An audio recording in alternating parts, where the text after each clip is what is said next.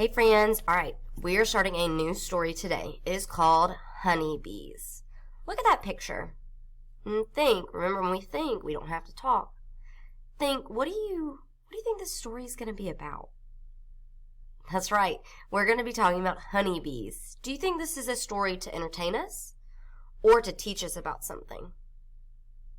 That's right, it's probably going to be to teach us about something because the pictures look like real things. So our question this week is, how is an insect community like a community of people? Today is our day 1. So let's think. This week we're going to talk, sing, read, and write about how insect communities are like communities of people. So we're going to see how they're the same.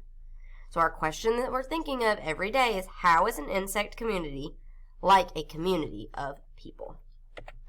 Alright, listen to my street rhyme. Some ants go out and find food, while others stay home with the brood. Worker ants build a comfortable nest. Sometimes they must fight off a pest. Each ant has its own job to do, an awful lot like me and you. I heard food and brood. They both have the ood in them. I also heard nest and pest. Did you hear those words too? What about do, you? They both end in the ooh sound. Great job. Good listening. All right, look at this picture. How are these ants working together? Look at these ants down here. What are they doing? That's right, they're picking up those leaves and they're moving them over to their home. Why do you think they would be doing that? Maybe to get something to eat? You're right, ants do carry their food and they're so strong. Look up here at this group of ants. There's a lot of them, aren't there? And then these ants are all lined up. We line up sometimes too, don't we? Alright, so we're talking about how an insect community is like a community of people. We could add to our chart that they work together, just like people in a community work together. Alright, let's look at this picture. The bees are eating up here in the corner. They're eating on a red and white mat. The middle sound in red is eh, eh, eh. Let's tap it. Ready? D. Red.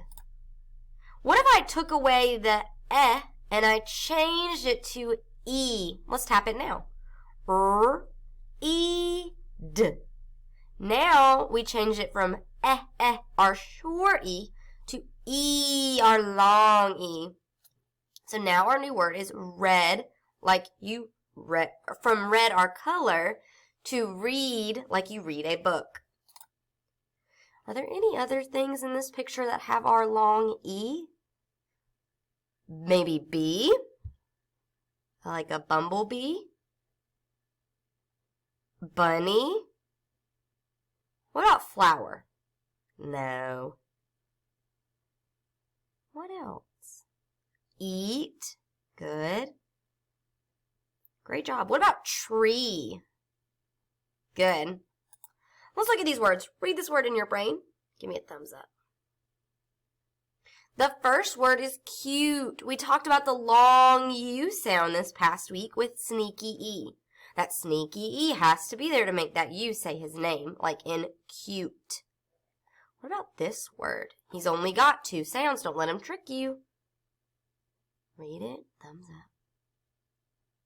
That's right. That word is Eve. Why does it have a capital letter? Good, because it's a name, and we always capitalize names. Great remembering. All right, we know that these both have long vowels because the letter says its name. Now we're going to talk about some different ways to spell our long E. Some of them may look familiar. Let's check them out. Let's look at this word. That E is going to say its name because he's the only vowel, and he's at the end. So let's think. Let's tap it. Ready? B. E. This word is bee. This is how we would sound it out. B, E. Only 2 sounds in that word. Let's look at another one. That E is again the only vowel, and he's at the end, so he's going to probably say E. He's going to say his name. Let's tap it. W-E. What's that word? We. Good. The letter E stands for the long E, even though he doesn't have a sneaky E. This week, he can stand all by himself. If he's the only vowel in the word and he's at the end, he's probably going to say E. Let's look at this one. He's got our two E's that are squished together. They make one sound. What sound is it? That's right, E. So let's tap this word. B-E. This isn't like, will you be at school? This is like a bumblebee. So bumblebee has two E's that say E. The two-letter E's stand for the long E sound, E. Let's look at this word. Remember, when there's one E by himself at the end of a word, he's probably going to say E. So let's sound it out. E, me. There's one vowel in this word, the letter E, and he's at the end, so he's going to say its name, E. All right, in this word, I see our two-letter E's squished together in the middle of that word. So let's tap it. E-D. What's that word? Good, seed. The two-letter E's are together in this word, so the two E's together always say their name. So it looks funny when we sound it out because he makes one sound. So let's tap it. E-D, seed. Good job. Remember, don't forget, when the letter E is the only vowel in the word and he's at the end, he's going to usually say E. When those two E's, you see them squished together, they're also going to say their name, E. So let's practice. Read that word in your brain. Give me a thumbs up. Good. What's that word? Me. Next one. Those two E's together. Read it. Thumbs up. What is it? See. Good. Like I can see you. All right. This time those two E's are squished in the middle. He's still going to say his name. Think, think, think. Read, read, read. Thumbs up. Good. What is it? Need. N-E-D. This time there was an extra sound at the end, so our E's are squished in the middle. All right. Oh, there's a blend. Think about how we sound out a blend. Don't guess. Think, think, think. All right. Let's sound it out. S-ol, sol, e, p, sleep. Good. Remember, we do our thumb and our finger, and then do them again together to get our blend. Good. That is sleep. Like you're going to sleep. All right. This time we have a digraph. Remember, a digraph makes one sound. So we tap him once. Remember what that WH says? Think, think, think. Good. He says, wha, wha. Good. So what's that word?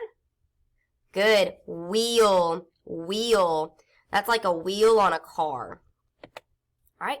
Let's tap it together. Ready? E, he. What is it?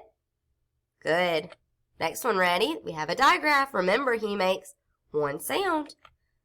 Th, e, the.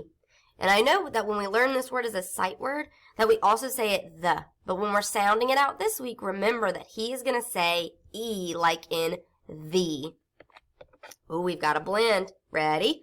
T, tr, E. What's this word? Good. Tree. All right, we've got another one. E, t. What's this word? What is it? Good. Feet. All right, let's look at the first one. The SH gets one square. Why is that? Why does he get one block? Good, he's a digraph. He makes our SH say shh. One sound for a digraph. And we know our E is going to say E. Good. Ready? Shh. E, she. Next one. Our two E's together also say E this week. Ready? S, E. Good. C. All right. Our E's are smushed in the middle. They're stuck together. They make one sound. They say E. Ready? E. Full. Feel. What's our word? Good. Next one. Ready? W. E. We. What's that word? We. Last one are two E's together. N. E. D. Need. Listen to my sentence. Can't she see that we need that desk? What kind of sentence is that? Good, it's a question. We have a clue at the end that has a question mark. What is special about that word? He's got an apostrophe. But what do we call words that have apostrophes? They were two words. We took a letter out, and now it's a new word. Good, a contraction. The apostrophe gives us a clue that we probably have a contraction. Great remembering. All right, you can't see all of this sentence, but listen for me. Pat ate too much and didn't feel well. Good, I bet you saw that there was a second contraction in that sentence. We had did, it not, and we smushed it together, took out a letter, put our apostrophe. Now we have didn't. All right, let's look at this page. We're going to help the bee get home. So he's right here, and he needs to get home to his hive. And we're going to only pass the words that have the long E that says what sound? Good, E. Let's see. The first one's going to be feet. And then he's going to go this way because does bed have a long E or a short E? Good, he has a short E. So we're going to slide this way. And now we're passing this word. Let's sound it out. B-E-T. Beat. Does beat have a long or a short sound? Good, it's long, so we're going the right way. All right, let's see which way will we go now. Let's tap this word. Ready? W-E-T. Does wet have a long vowel?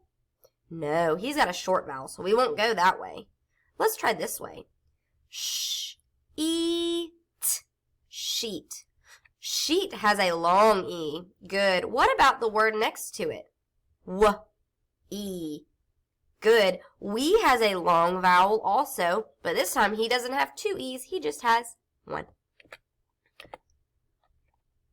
All right, then our next word is going to be P-E-L. Peel. Does he have a long vowel? He does. Our two E's squished together make the E sound. Then what about this one? He's only got one E. Good. When the one E is at the end, he gets to say E. All right. We're going up this way because does J-Et. It's got a short vowel and we can't go that way. We can only go by the long vowels. So let's look at this one. J-E-P. Jeep. I bet you've seen a Jeep before, and now you know how to read that word. So when you see a Jeep, you can read the word Jeep. Last one. M-E. Me. So the word me has a long vowel because the E is the only vowel, and he's at the end. All right, we've got some new high-frequency words. Let's read them. My turn, then your turn. Ready? Grow. Food. Around, find, water, under. Now, these are not our new words, are they? No, Miss Woolley forgot to change it. Those are our words from last week, but it's always good to practice those. So I'll look for our new words, and we'll do those in our next video, okay? All right. These are our new words. Ready? Read them with me. Also, family, new, other, some, there. This there is like something that belongs to you or something that belongs to someone else. This isn't like I'm going over there. This there is not like a place, okay? So let's look at our crossword. Number 1 says not a lot. Which one of these would mean not a lot? Good, some. Some means not a lot. Number 2 means two, like also. Miss Woolley just told you one of the words. Also. All right, number 3. Who are these people? Good. They're